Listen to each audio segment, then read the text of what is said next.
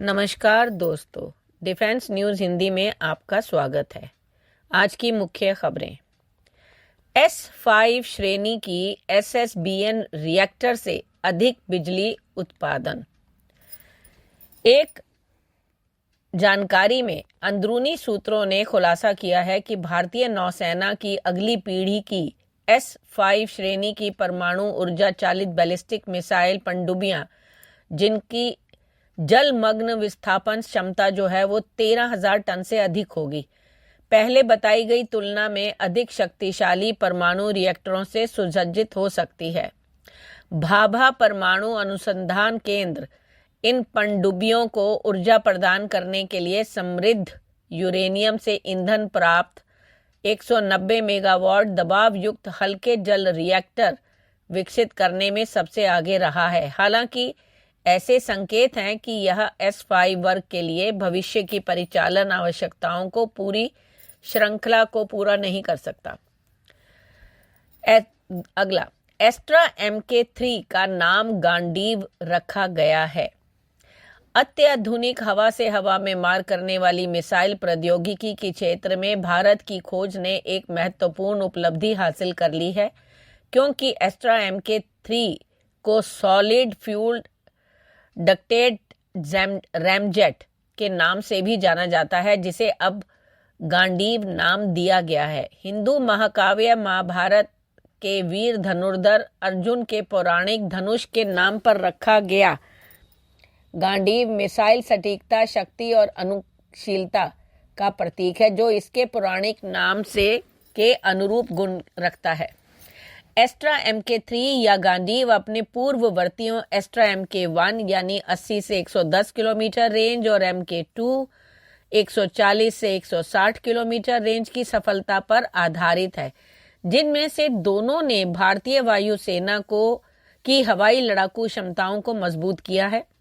पारंपरिक रॉकेट संचालित मिसाइलों के विपरीत MK3 एक सॉलिड फ्यूल डक्टेड रैमजेट प्रणोदन प्रणाली का उपयोग करता है, एक अत्याधुनिक तकनीक जो ऑक्सीडाइजर के रूप में वायुमंडलीय ऑक्सीजन का उपयोग करती है, ऑन बोर्ड ऑक्सीडाइजर की आवश्यकता को समाप्त करती है और एक हल्का, अधिक कुशल डिजाइन की अनुमति देती है। रक्षा अनुसंधान और विकास संगठन द्वारा विकसित यह रैमजेट प्रणाली मिसाइल को विस्तारित सीमाओं पर सुपरसोनिक गति यानी 4.5 मैक तक बनाए रखने में सक्षम बनाती है। अगला, भारतीय वायुसेना ने MRFA और MCA कार्यक्रम का समर्थन किया।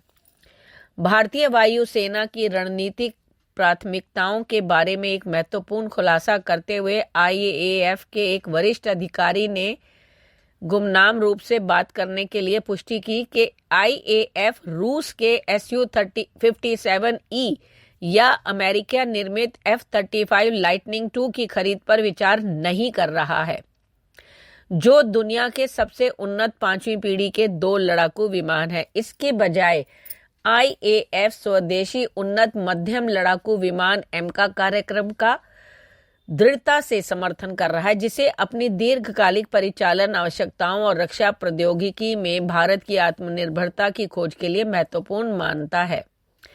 यह बयान भारतीय वायुसेना की लड़ाकू विमान अधिकरण रणनीति के बारे में चल रही चर्चाओं के बीच आया है, जिसमें लंबे समय से विलंबित मल्टी रोल फाइटर एयरक्राफ्ट यानी MRFA कार्यक्रम और HAL के सामने आने वाली उत्पादन चुनौतियां भी शामिल हैं।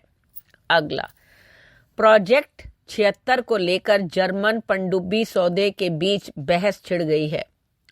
भारत की पानी के नीचे की महत्वाकांक्षाओं का दोहरी पटरियों पर आगे बढ़ रही है, लेकिन भ्रम और बहस को जन्म दिए बिना नहीं।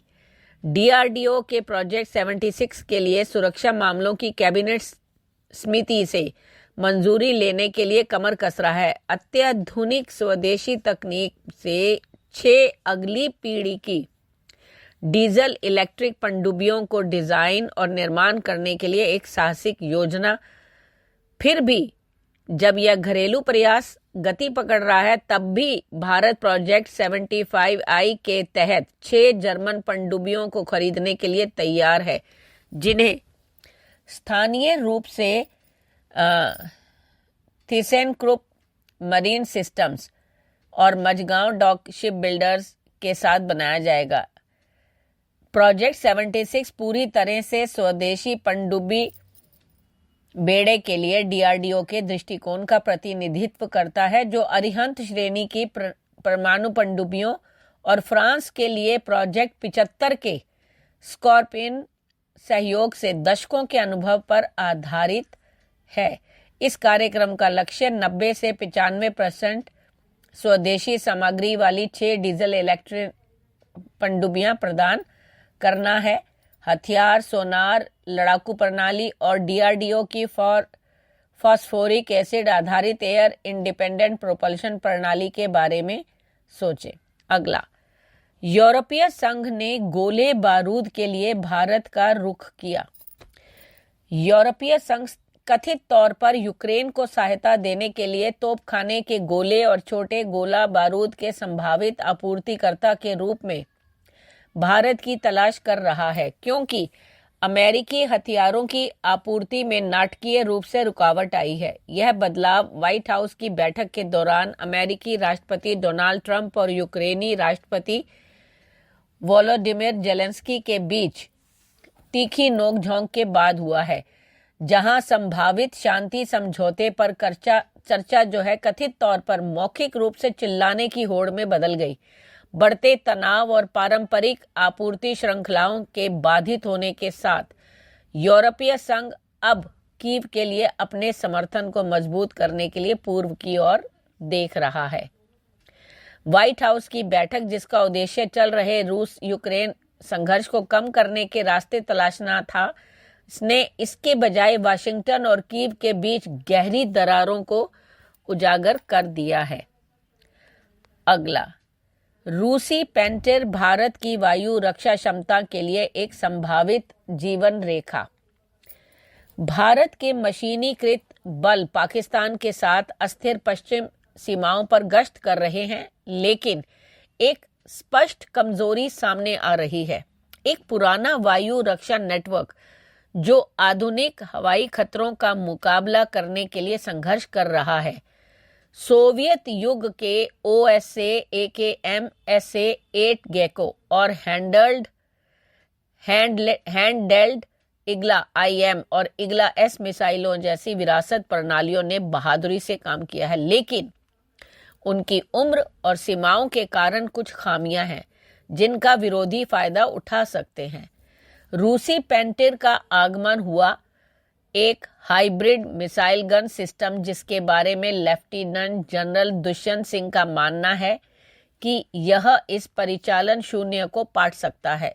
स्पुतनिक इंडिया से बात करते हुए सिंह ने जोर देकर कहा कि वर्तमान में पश्चिमी सीमाओं पर भारत के मशीनीकृत बल विरासत प्रणालियों पर निर्भर है और पेंटिर जैसी उन्नत आयातित प्रणालियों को तत्काल खरीद वर्तमान परिचालन शून्य को पाट सकती हैं। राजस्थान के शुष्क मैदानों से लेकर जम्मू कश्मीर की उबड़ खाबड़ पहाड़ियों तक फैली भारत की पश्चिम सीमा को कई तरह के खतरों से मजबूत सुरक्षा की जरूरत है। ड्रोन, हेलीकॉप्टर, कम उड़ान वाले जेट और सटीक निर्देशित युद्ध सामग्री। धन्यवाद।